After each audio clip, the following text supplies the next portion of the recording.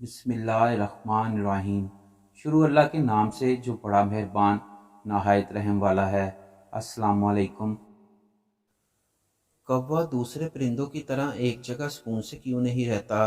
کیا آپ جانتے ہیں کہ انسان کی زندگی میں ایک پرندے کا اہم کردار ہے؟ وہ پرندہ کوّا ہی ہے۔ اس نے انسان کو مردہ دفن کرنا سکھایا، انسان کی لاش کو مٹی میں دفنانا سکھایا۔ کوّے کی یہ فطرت ہے کہ جب اس کا کوئی ساتھی مر جاتا ہے تو سب کوّے اس جگہ جمع ہو کر جہاں اس کے ساتھی کی لاش پڑی ہو شور مچاتے ہیں، اپنے ساتھی کے مرنے پر افسوس کرتے ہیں۔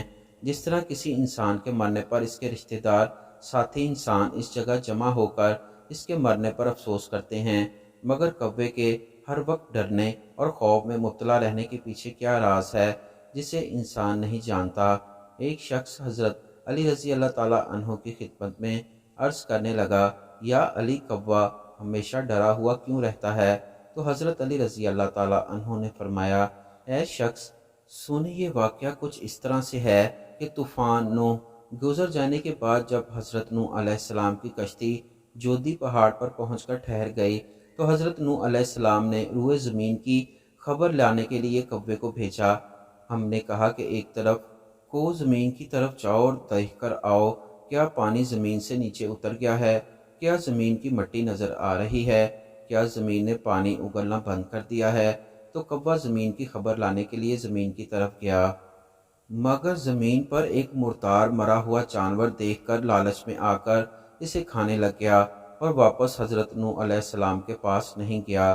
کوّے نے حضرت نوح علیہ السلام کی نافرمانی کی تو حضرت نوح علیہ السلام کی کوّے پر لعنت فرما دی اور کوّے کے لیے بد دعا فرما دی کہ وہ روز قیامت تک ہمیشہ خوف میں مبتلا رہے اور اسے کہیں بھی سکون نہ ملے، اور وہ روز قیامت تک ڈرا ہوا ہمیشہ خوف میں مبتلا رہے گا، کیونکہ کوّے نے حضرت نوح علیہ السلام کے حکم کی نافرمانی کی، اور اسے حضرت نوح علیہ السلام کی بد دعا ہے۔